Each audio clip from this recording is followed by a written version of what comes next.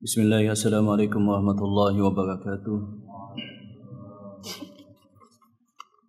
Innal hamdalillah nahmaduhu wa nasta'inuhu wa nastaghfiruhu wa na'udzu billahi min shururi anfusina wa sayyiati a'malina. May yahdihillahu fala mudilla lahu wa may yudlil fala hadiya lahu. Asyhadu an la ilaha illallah wahdahu la syarika lahu wa asyhadu anna Muhammadan 'abduhu wa rasuluhu shalawatullahi wa salamuhu alaihi thumma amma ba'du. Jamaah sekalian rahimani wa iyyakum jami'an wa asyhadani wa iyyakum ila kulli ma yuhibbuhu wa yardah. Alhamdulillah, segala puji bagi Allah Subhanahu wa taala alladzi bi ni'matihi tatimmu shalihat, dan segala puji bagi Allah Subhanahu wa taala dalam semua keadaan. Jamaah sekalian, sebagaimana yang kita ketahui di antara faedah yang disebutkan oleh para ulama dan disebutkan oleh Syekh Muhammad Ibnu Abdul Wahhab tentang Unwanus Sa'adah atau kunci kebahagiaan, di mana di awal-awal daripada kitab Al-Qawaidul Arba', kalau saya tidak khilaf, beliau menyatakan bahwa di antara unwan as-sa'adah, tanda kebahagiaan adalah idza an'ama syakara, ketika dia mendapatkan nikmat. Idza un'ima syakara, ketika dia mendapatkan nikmat dia bersyukur kepada Allah Subhanahu wa taala. Wa idza btuliya sabara, dan ketika dia dicoba dengan penyakit atau dicoba dengan satu cobaan yang lain, dia bersabar kepada Allah Subhanahu wa taala. Wa idza adnaba taba wastaghfara, ketika dia melakukan dosa dia cepat bertaubat dan istighfar kepada Allah Subhanahu wa taala. Fahadhihi, dan ketiga hal ini adalah unwan as-sa'adah, tanda kebaikan dan kebahagiaan. Yang pertama adalah bersyukur ketika mendapatkan nikmat daripada Allah Subhanahu wa taala. Sungguh nikmat Allah Subhanahu wa taala sangatlah luar biasa banyak, dan telah kita sebutkan nikmat Allah Subhanahu wa taala yang paling tinggi itu adalah hidayah di atas iman dan di atas Islam serta di atas as-sunnah. Kemudian yang kedua adalah nikmatul aman, rasa aman. Dan yang ketiga adalah nikmatul as-sihhatu wal afiyah, nikmat sehat dan afiat di badan. Dan baru yang keempat adalah nikmatul mal, nikmat harta. Ini semua adalah nikmat daripada Allah Subhanahu wa taala yang mewajibkan syukur atas seorang hamba. La in syakartum la azidannakum wa la in kafartum inna adzabi lasyadid. Kemudian tentu saja sebagai salah satu warna kehidupan di samping nikmat juga ada ujian, ada cobaan. Maka wajib atas seorang hamba untuk bersabar di atas ujian dan cobaan. Ada beberapa derajat mulia di sisi Allah Subhanahu wa taala yang tidak bisa dicapai dengan salat, tidak bisa dicapai dengan banyaknya puasa, tetapi hanya bisa dicapai dengan bersabar di atas musibah yang Allah Subhanahu wa taala timpakan. Rasulullah SAW juga bersabda, "Innallaha idza habbal 'abda yusibhu." Di antara tanda Allah taala mencintai seorang hamba, Allah taala akan menimpakan ujian kepada dia. Oleh karena itulah Rasulullah SAW juga bersabda bahwa asyaddu bala yang paling besar itu menimpa para nabi, kemudian sesudahnya, kemudian sesudahnya, dan berikutnya adalah segera bertaubat dan istighfar ketika melakukan dosa. Sebagaimana sabda Rasulullah SAW, wa atbi'i as-sayyi'atal hasanata tamhuha, dan kalau kalian melakukan khilaf, jatuh dalam dosa, maka segeralah bertaubat dan juga ganti perbuatan dosa kalian dengan kebaikan. Nah, jemaah rahmat Allah Subhanahu wa taala, kemudian sebagai salah satu pengingat bahwa kita tentu saja berada di akhir zaman. Kita berada di akhir zaman, maka penting bagi kita untuk menjaga keimanan kita. Demikian juga keluarga kita, kita jaga mereka daripada api neraka Allah Subhanahu wa taala. Dan ini adalah tanggung jawab kita sebagai kepala rumah tangga. Ya ayyuhalladzina amanu qu anfusakum wa ahlikum nara. Tanda-tanda akhir zaman yang disebutkan oleh Rasulullah SAW, salah satunya adalah di dalam hadis yang diriwayatkan oleh Anas bin Malik dan sebagian sahabat yang lainnya, dikeluarkan oleh Al-Imam Al-Bukhari dan Muslim. Rasulullah SAW beliau bersabda, la taqumu sa'ah, tidaklah tegak hari kiamat, tidaklah tegak hari kiamat, hatta yuqbadu al-ilm, sampai ilmu itu diangkat. Sampai ilmu itu diangkat dan para ulama diwafatkan, dan ilmu yang pertama diangkat itu adalah ilmu faraid atau ilmu warisan. Wa tukthuru az-zalazil, dan banyaknya gempa. Ini juga salah satu tanda dekatnya hari kiamat. Wa yataqarabu zaman, dan waktu berjalan lebih cepat. Waktu berjalan terasa begitu lebih cepat dan usia terasa begitu sangat singkat. Dan yang berikutnya kata Rasulullah SAW, wa yakthuru fikumu al-haraj, dan banyak pembunuhan dan juga peperangan terjadi di antara kalian. Wa tawfidul mal, dan kalian banyak yang menjadi orang kaya, harta berlimpah. Harta berlimpah. Sebagian orang menyatakan, wah bagus dong Ustaz, sebab tanda yang terakhir itu positif, yaitu banyak orang yang tiba-tiba menjadi kaya dan harta berlimpah sampai kalian tidak bisa lagi menunaikan zakat, menolak sebab dia merasa tidak berhak karena sudah kaya juga, begitu. Tetapi yang kita guys bawahi di sini adalah wa yakthuru fikumul haraj, akan banyak kekacauan, pembunuhan dan peperangan di antara kalian. Kalau kita lihat, maka para ahli menyebutkan beberapa hal yang menjadi bencana kemanusiaan yang bisa memusnahkan manusia, di antaranya adalah pemanasan global. Ya, tentu saja kita paham ini. Kemudian juga adanya pandemi, kita juga merasakan saat zaman Covid, ya, dengan korban kurang lebih 7 jutaan manusia meninggal dan yang terkena puluhan juta, ratusan juta maksud saya. Kemudian yang berikutnya adalah semacam yang dikhawatirkan adalah AI, di mana ada beberapa kejadian belakangan yang mengkhawatirkan, di mana beberapa robot itu menyerang manusia dan sedang dilihat apa latar belakang di belakangnya, tiba-tiba ngamuk begitu. Robot yang dibekali AI. Kemudian yang berikutnya adalah peperangan.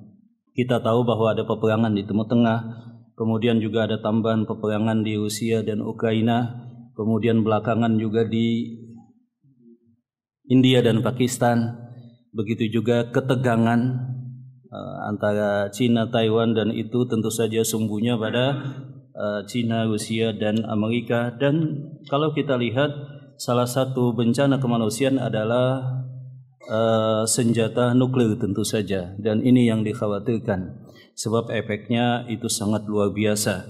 Jikalau itu diluncurkan, maka besar kemungkinan pada analisa peperangan India dan Pakistan langsung memusnahkan 125 juta manusia pada beberapa jam pertama. Kemudian efek berikutnya akan terjadi secara global dan sangat masif, terutama radiasi dan terhalangnya sinar matahari. Wallahu ta'ala a'lam bishawab. Maka kita perbanyak mendekatkan diri kepada Allah di akhir zaman ini, kemudian juga memperbanyak taubat dan istighfar kepada Allah Subhanahu wa taala, dan semoga saja semuanya dalam keadaan baik-baik, terutama keimanan kita.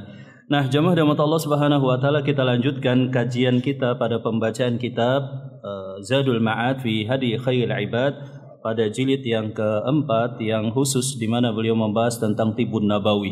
Sekali lagi, posisi saya adalah membacakan kitabnya, kemudian menjelaskan maksud yang beliau maksud dengan menambah beberapa faidah dan juga keterangan. Adapun secara lebih lanjut tentu saja tetap datang dan konsultasi kepada ahli medis. Ini perlu saya garis bawahi. Naam. Jamaah rahmat Allah Subhanahu wa taala, kita lanjut pada pasal selanjutnya, faslun fi hadi sallallahu alaihi wasallam fi ilaji yubsi tabi'i wa ihtiyajihi ila ma yumashihi wa yulannihi yumashihi wa yulannihi. Pasal pada petunjuk Rasulullah sallallahu alaihi wasallam untuk mengobati apa yang disebut dengan sembelit atau tertahannya kotoran di usus manusia, di perut manusia, dan apa saja yang bisa membantunya supaya kembali normal seperti biasa, melembutkan fesisnya dan kembali dia bisa buang air besar sebagaimana normal biasanya. Naam. yang kita kenal dengan sembelit atau kesulitan untuk buang air besar dan di luar siklus normal. Naam.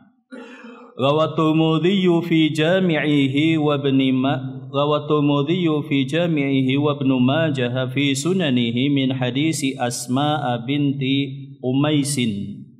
Dan diriwayatkan oleh Al-Imam Tirmidzi dalam kitab Jami' beliau dan juga Al-Imam Ibn Majah di dalam sunannya di dalam hadis yang diriwayatkan oleh Asma binti Umais.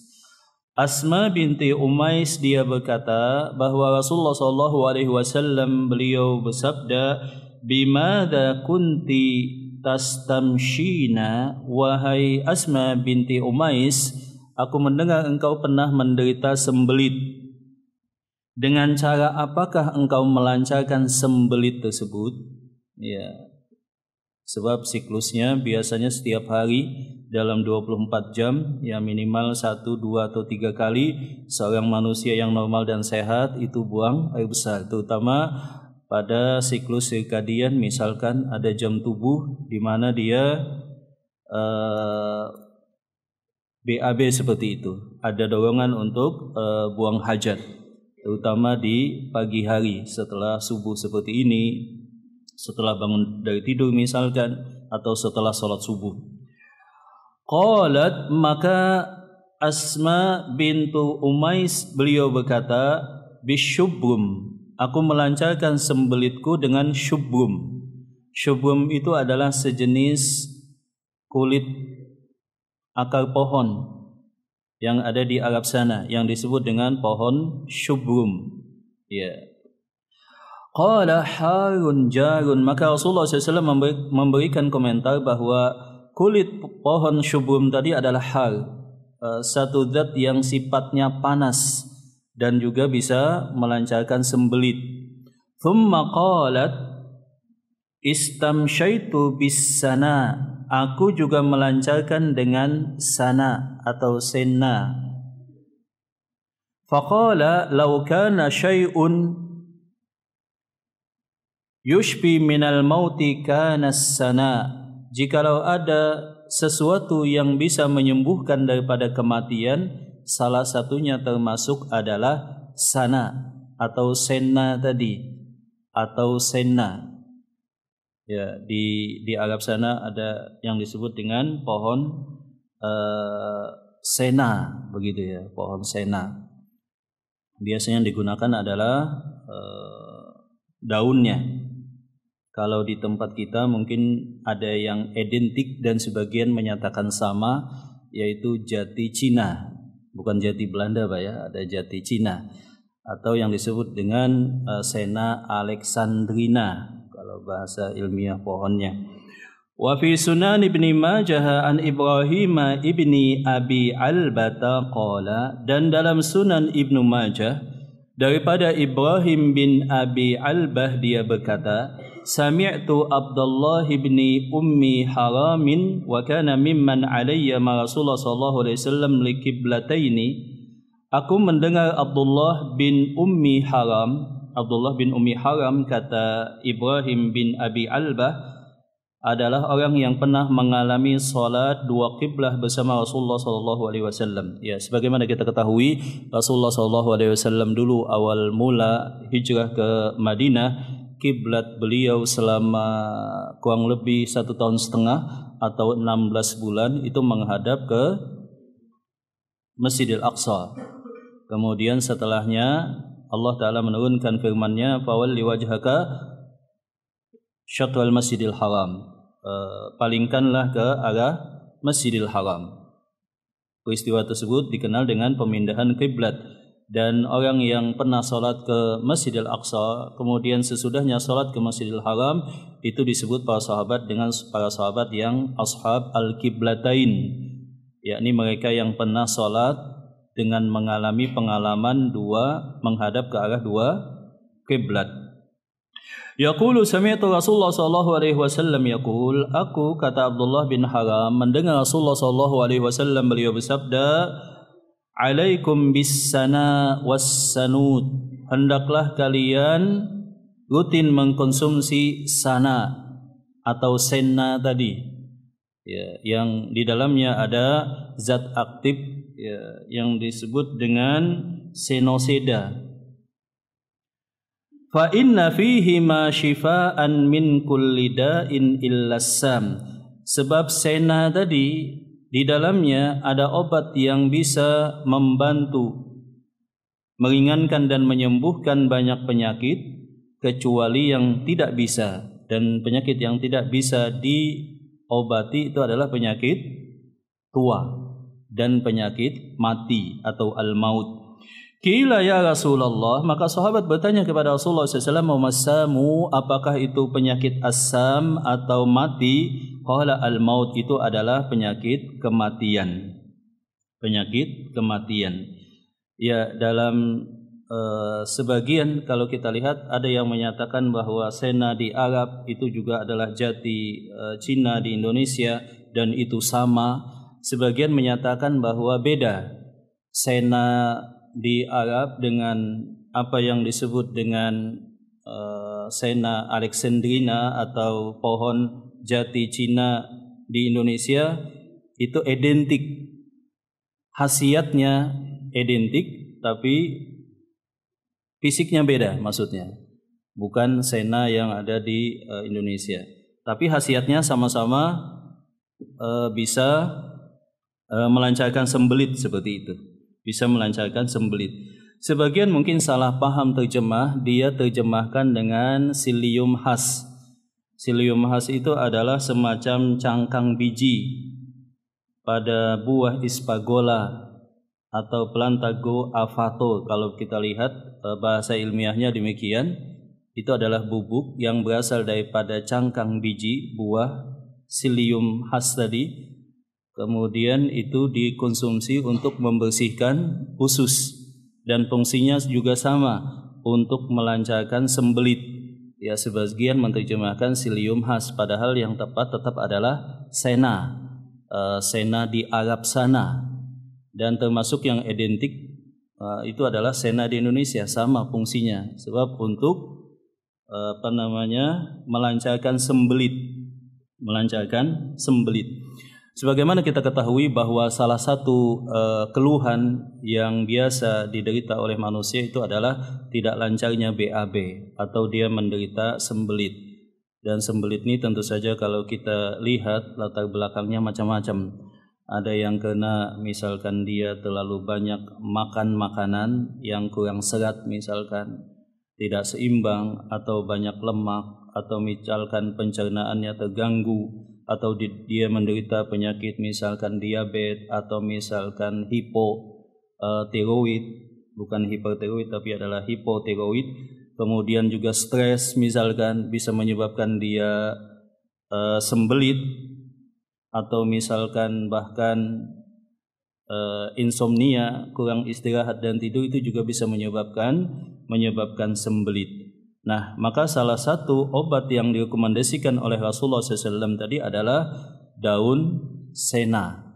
Kalau dari sudut herbal biasanya ada dua, sena, kemudian psyllium khas tadi, bubuk psyllium khas.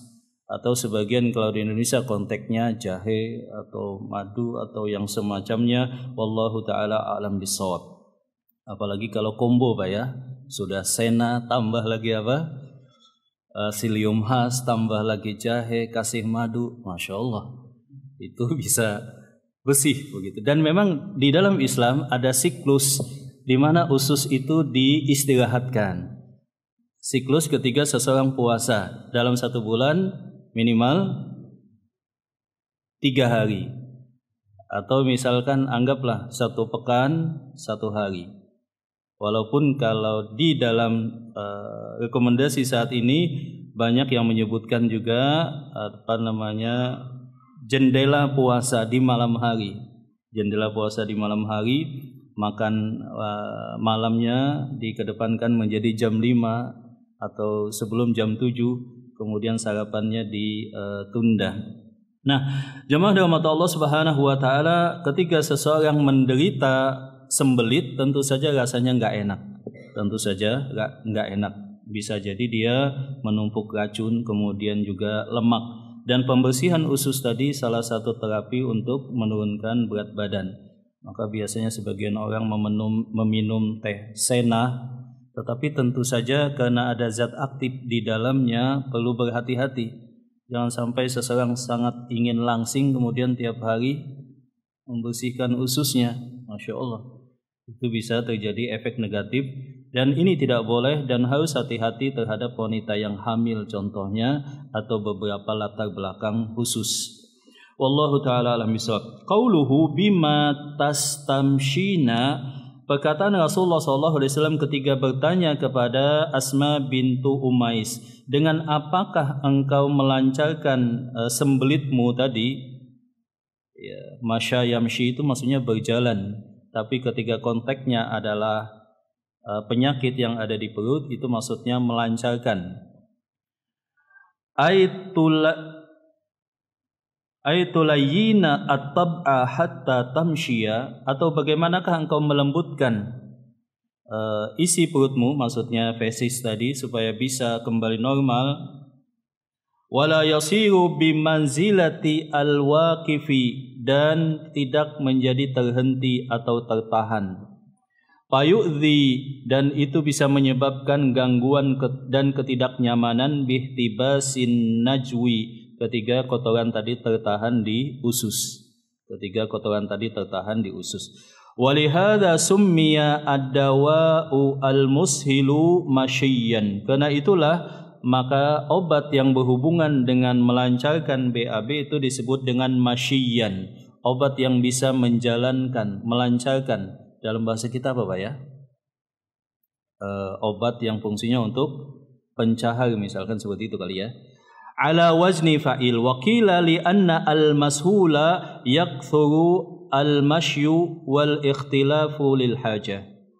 Ini disebut dengan al-mashyu atau al-mashi. Wa huwa min jumlati al-adwiyati al-yatu'iyyah wa huwa qashri'ilki syajarah. Dan syubrum tadi itu adalah kulit daripada akar pohon syubrum yang ada di Hijaz sana, dan sifatnya panas, karena itulah dia bisa melancarkan sembelit yang diderita oleh manusia di ususnya. Wa ajwaduhu al-ma'ilu ilal humratil khafifil raqiqil ladzi yushbihul jalda al-malfufa. Dan kulit pohon, akar pohon syubrum yang paling bagus adalah akar yang warnanya kemerahan dan tipis, seperti itu kata beliau. Wabil jumlati fahuwa minal adwiyati allati awsal atibba bitaki isti'maliha li khatariha wa farti ishaliha. Tetapi yang demikian dengan satu catatan, jangan berlebih-lebihan, harus tepat dosisnya. Ya, memang kalau herbal itu kan ada dua, ada yang berdasarkan latar belakang penelitian dan itu sifatnya pasti dengan izin Allah, ada zat aktif, dan ada juga yang sifatnya testimonial, hanya pengakuan. Kebanyakan memang testimonial, belum diteliti secara ilmiah. Nah, sebagaimana herbal yang lain, kata Al-Imam Ibnu Qayyim, wajib dipastikan dosis yang tepat sesuai rekomendasi ahli medis. Jangan sampai kelebihan. Ya, jangan sampai kelebihan. Apa lawan dari sembelit itu, Pak?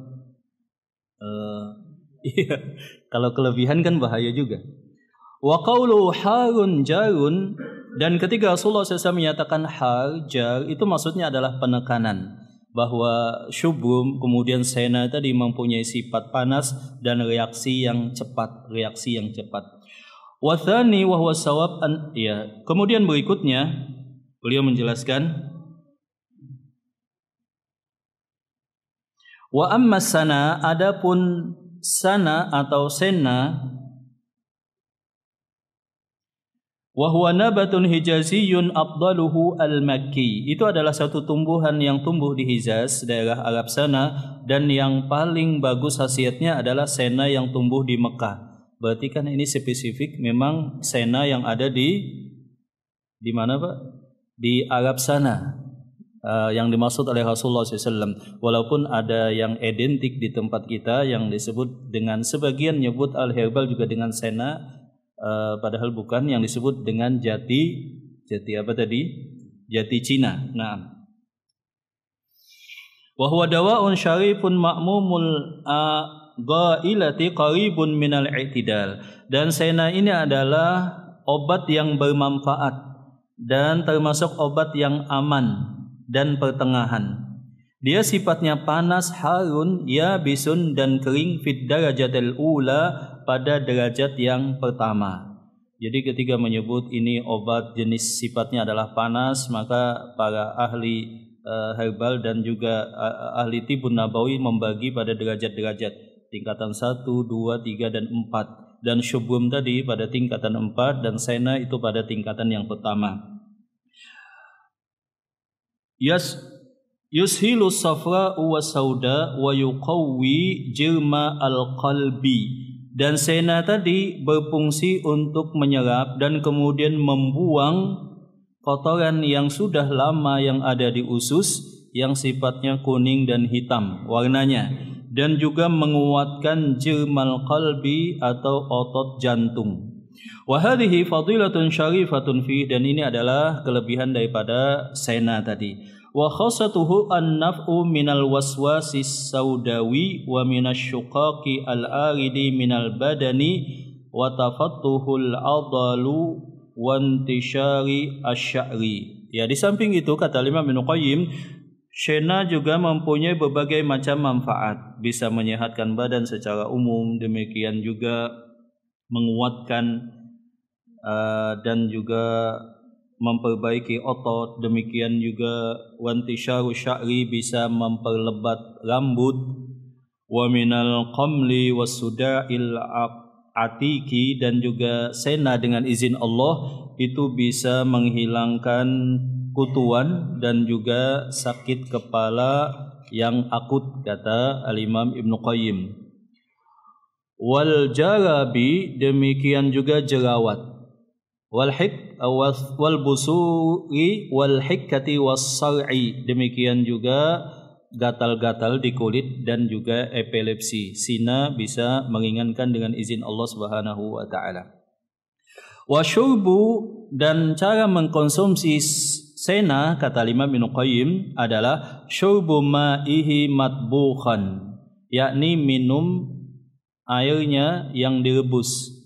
Jadi daun sena tadi direbus. Aslahu min syurbihi madkukan, daunnya itu dirajang terlebih dahulu kemudian direbus. Wa miqdaru syurbati minhu ila thalathati darahima, dan dosis yang direkomendasikan adalah antara 3 dirham sampai 5 dirham. Ya, dirham itu kan 2 gram kurang lebih, atau sebagian menerjemahkan kitab ini dengan sendok. Jadi bubuknya 3 atau 5 sendok maksimal. Wa in tubiha mahu syai'un min zahri al-binfanji waz-zabibil ahmari al-manzu'i al-ajami kana aslah. Jikalau dicampur dengan bahan yang lain semacam zabib, semacam juga al-banfasid, maka itu lebih baik, kata Imam Ibnu Qayyim. Kata Imam Ibnu Qayyim. Al-Imam Al-Ghazi berkata, as-sana wasyahtaraji yushilanil akhlata al-muhtariqata, dan sina serta as-sahtaraj itu bisa menghilangkan kotoran yang telah mengeras yang ada di perut manusia karena kelamaan. Wa yanfa'ani minal jarabi wal hiqqati, demikian juga bisa menyembuhkan dengan izin Allah jerawat dan juga gatal-gatal. Wa syarbatu min kulli wahidin minhuma min arba'ati darahima ila sab'ati darahim, dan dosis yang direkomendasikan adalah antara 4 sampai 7 sendok, kurang lebih demikian. Nah, itu dosis yang direkomendasikan oleh Al-Imam Ibnu Qayyim dan juga Al-Ghazi, Al-Imam Al-Ghazi. Nah, di dalam hadis tadi Rasulullah SAW menyatakan as-sina was-sanud, ada sina, ada sanud. Sena kita telah mengetahui tadi apa maksudnya. Apa itu sanut? Sanut yang dimaksud di sini kata Imam Ibnu Qayyim ada 8 penafsiran. Sebagian bisa diketahui dan sebagian memang masih sulit untuk diidentifikasi. Yang pertama adalah yang dimaksud dengan sanut tadi adalah al-asalu. Al-asalu. Jadi kata Rasulullah SAW bisa menyembuhkan sembelit, sana dan al-asal. Al-asal itu maksudnya adalah madu. Sana dan sanut. Sanut tadi sebagian para ulama menyatakan adalah sinonim daripada al-asal, madu. Berarti senanya dicampur dengan madu seperti itu. Wa thani annahu rubbu uqqati samni yakhruju khutatan sudan ala samni haqahuma Amr ibni Bakar as-Saksaki. Dan yang kedua bahwa yang dimaksud dengan sanut, Rasulullah SAW tadi kan merekomendasikan sana dan sanut. Di antara para ulama ada yang menyatakan bahwa yang dimaksud dengan sanut tadi adalah bintik-bintik warna hitam yang ada pada minyak samin. Yang ada pada minyak samin, dan ini disebutkan oleh salah satu ahli medis di zaman dulu yang bernama Amr bin Bakar as-Saksaki. Jadi minyak samin berarti sana dicampur dengan minyak samin. Ats-tsalitsu, yang ketiga sebagian ulama menyatakan annahu habbun yushbihu al-kammun wa laysa bih. Sebagian yang lain menerjemahkan sanut tadi adalah al-kammun. Al-kammun itu adalah semacam jintan. Semacam jintan.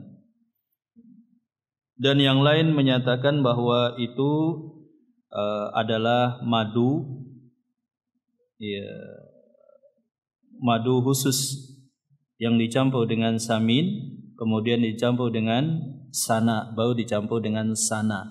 Ini yang disebut oleh Rasulullah SAW bahwa sana dan sanut itu bisa menyembuhkan dan mengatasi sembelit dengan izin Allah Subhanahu wa taala. Tentu saja pola makan, pola istirahat itu juga sangat penting, terutama makan makanan yang tadi banyak seratnya, buah-buahan, kemudian sayur-sayuran, demikian juga probiotik semacam yogurt begitu ya Pak ya.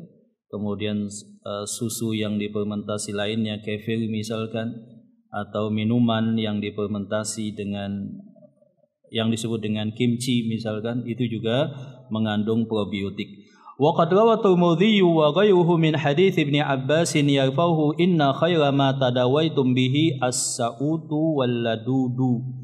Di dalam riwayat yang lain ada juga tambahan bahwa Rasulullah SAW merekomendasikan sebaik-baik obat yang kalian konsumsi adalah as-sa'ud atau gurah atau pencahar, baik yang untuk menggurah cairan yang ada di kepala atau yang ada di perut.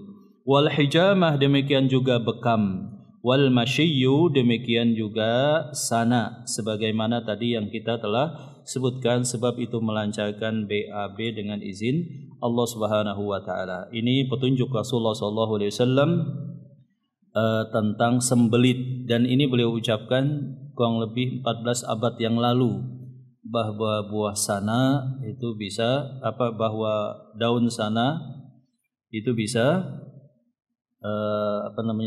melancarkan sembelit.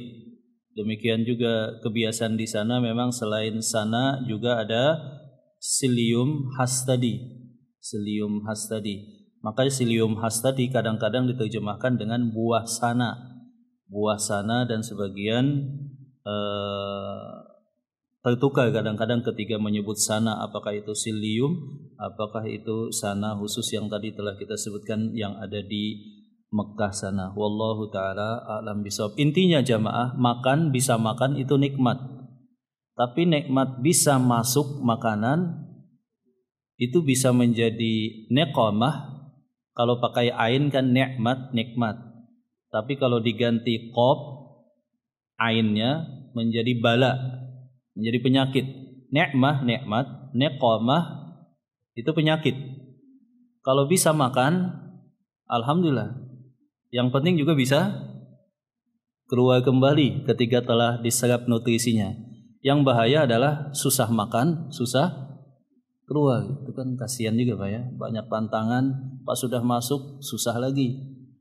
Atau misalkan sudah enak-enak makan gak bisa keluar, itu juga musibah juga. Maka kita meminta kepada Allah nikmat bisa makan kemudian bisa keluar. Makanya zikir sesudah buang hajat itu apa Pak? Alhamdulillahilladzi adhaba annil adza wa afani. Segala puji bagi Allah yang telah menghilangkan penyakit dan kotoran daripadaku dan menyehatkan badanku. Jadi bersyukur kepada Allah. Alhamdulillah. Saya pernah ketemu seseorang, dia mengeluh 1 pekan Pak dia. Ustaz gimana ya? Saya ini 1 pekan nggak pernah BAB. Waduh, padahal normalnya kan setiap hari minimal 1, 2, atau 3 kali. Normalnya demikian. Tapi ini 1 pekan, Masya Allah, bisa kebayang betapa enggak enaknya. Jadi ini salah satu nikmat Allah. Nikmat Allah sangat banyak. Tapi kalau nikmat itu persepsinya, asosiasi maknanya hanya pada harta, memang sulit seseorang merasa nikmatnya sedikit. Tapi kalau nikmat itu adalah nikmat kesehatan, Masya Allah, luar biasa nikmat Allah. Sampai di sini jamaah mungkin pembahasan kita dari petunjuk Rasulullah SAW kalau seseorang sakit sembelit. Nah, silahkan mungkin ada pertanyaan jamaah.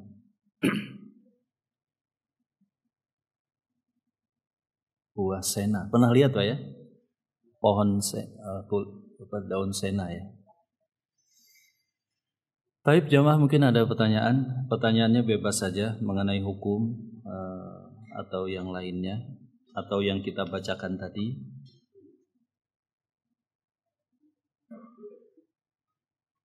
Dan memang makin alami kembali pada pembukaan kitab Tibbun Nabawi oleh Al-Imam Ibnu Qayyim bahwa makin alami makanan makin bagus.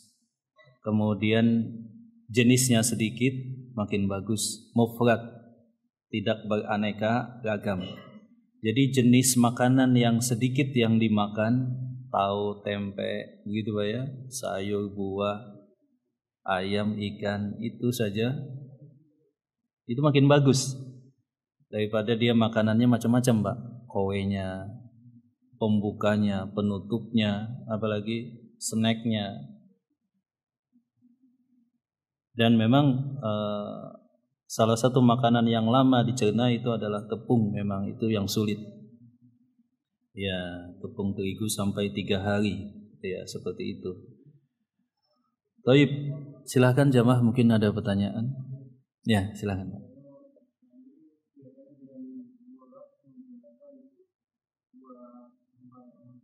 Buah pepaya. Oh iya, betul Pak.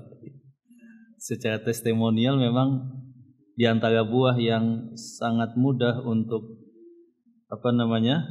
melancarkan BAB itu adalah pepaya. Ya, kita memang sering seperti itu. Kalau sembelit, pepaya. Kalau sebaliknya Pak, salak Pak ya biasanya ya, salak atau jambu apa biasanya kalau di masyarakat itu jambu ya, mentah Pak ya, oh ya, atau daun jambu biasanya, jambu kelutuk, jambu biji, dimakan mentah-mentah. Ya silahkan jamaah, ada yang lain? Ya. Waalaikumsalam.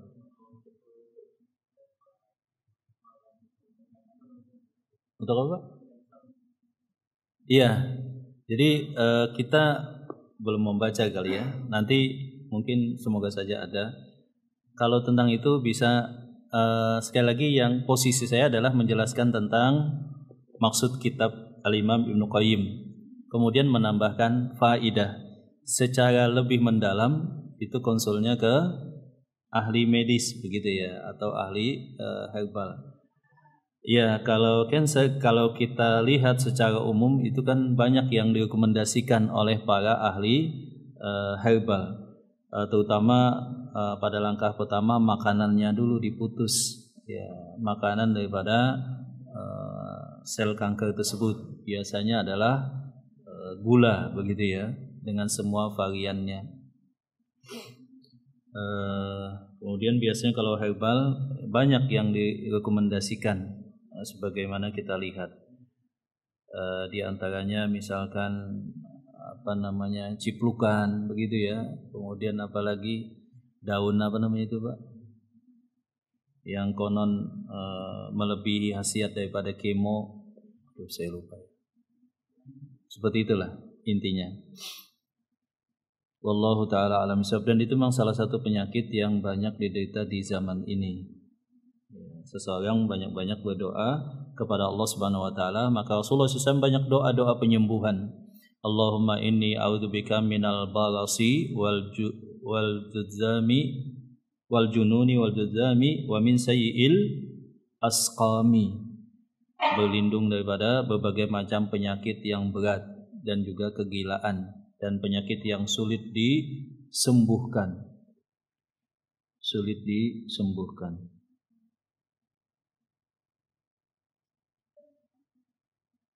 Iya.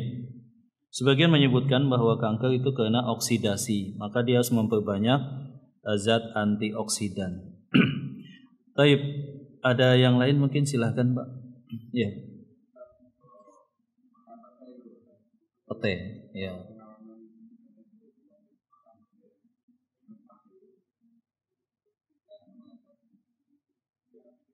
Masya Allah.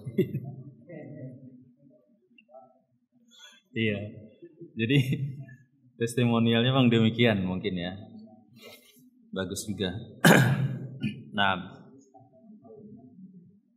Ya. Waalaikumsalam warahmatullahi wabarakatuh. Haji.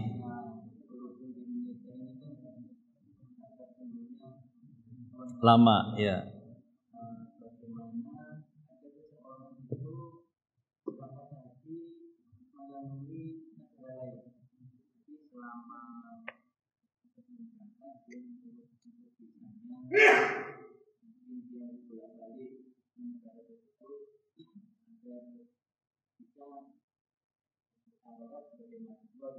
Iya.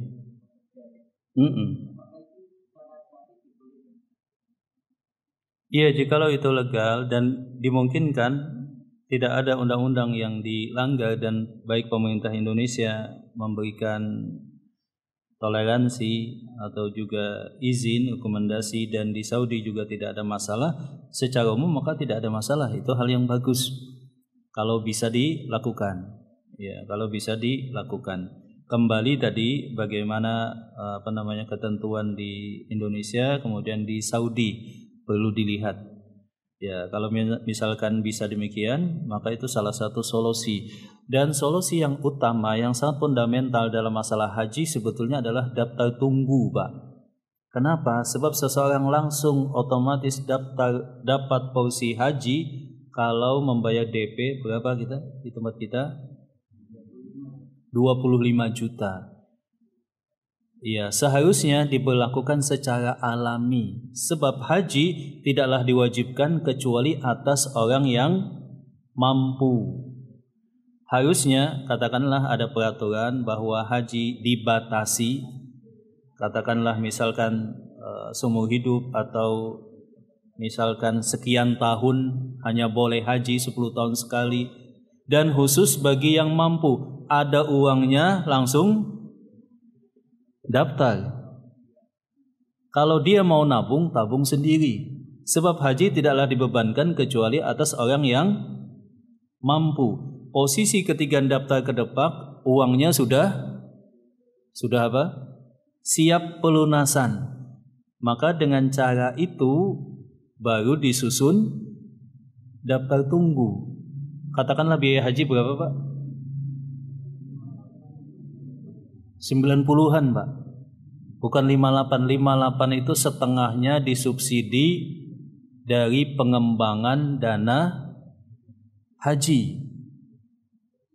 58. Kalau nggak salah antara 85 atau 88 atau 90-an. Itu biaya normal haji secara keseluruhan. 58 di atasnya tadi berarti adalah diambil dari mana? dana pengembangan. Dana haji itu kan 100 triliun lebih, dan itu diinvestasikan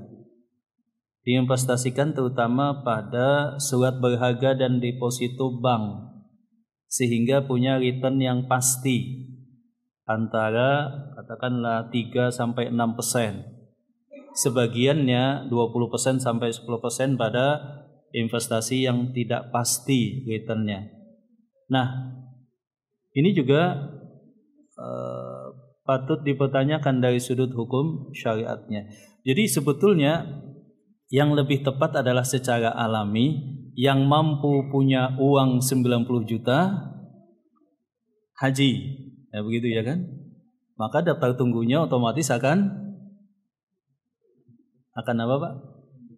Akan pendek, mungkin bisa jadi 5 tahun.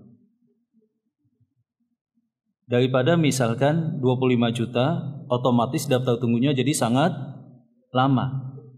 Sekarang begini Pak, kita punya uang 100 juta.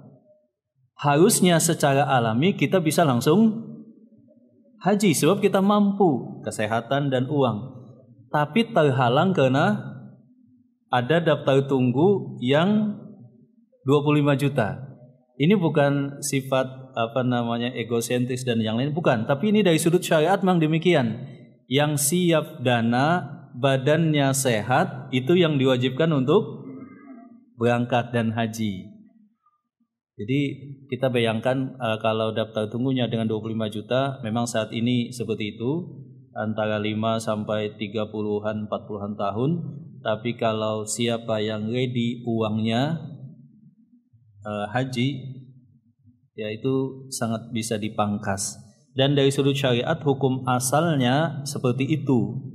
Tapi kemudian ini diolah oleh pemerintah dengan itikat baik.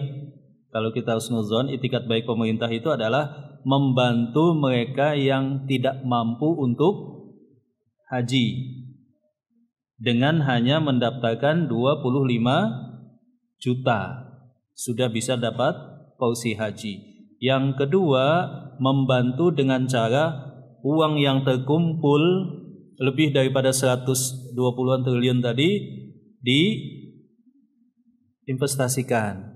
Hasilnya membantu biaya haji.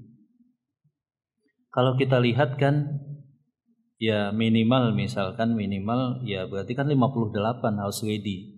Siapa yang melunasi, makanya kan banyak gagal pelunasan juga sebagian Mbak ya. Saya lihat tahun ini pada waktu limit yang telah ditentukan gagal pelunasan. Wallahu taala alam bissawab. Jadi hukum asalnya, alaminya seperti itu. Yang kasihan mereka yang punya uang 100 juta. Tapi nunggu hajinya berapa tahun? 30 tahun. Kenapa? Daftar tunggu. Daftar tunggu tadi bisa dipastikan 70%, kurang lebih angkanya demikian, itu dengan menyetor 25 juta. Belum melakukan cicilan begitu ya. Sebab kan disesuaikan dengan kemampuan cicilannya. Kemudian juga ditutup ketika ada pengumuman daripada depak dilunasi ketika akan berangkat. Seperti itu harusnya. Yang pertama, ada potensi riba di pengembangan tadi yang 100 triliun lebih tadi. Yang kedua, ya tadi menghalangi mereka yang sehat dan mampu, hanya saja dia tidak.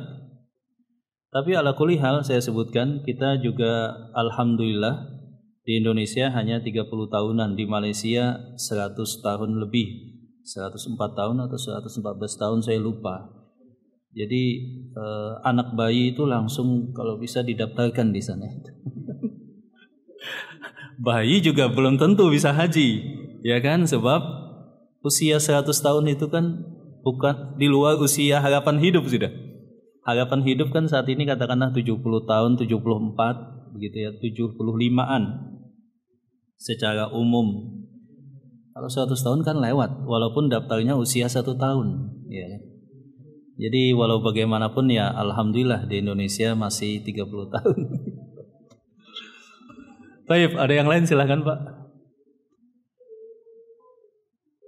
Ya semoga saja Allah Ta'ala mudahkan ya untuk haji. Saya termasuk orang yang kemarin itu haji percepatan begitu Pak ya. Saya tidak tahu bagaimana regulasi di belakangnya. Tahu-tahu tiba-tiba ada pengumuman tahun ini kuota haji ditambah. Kuota haji ditambah tahun lalu itu sebanyak kurang lebih 10.000.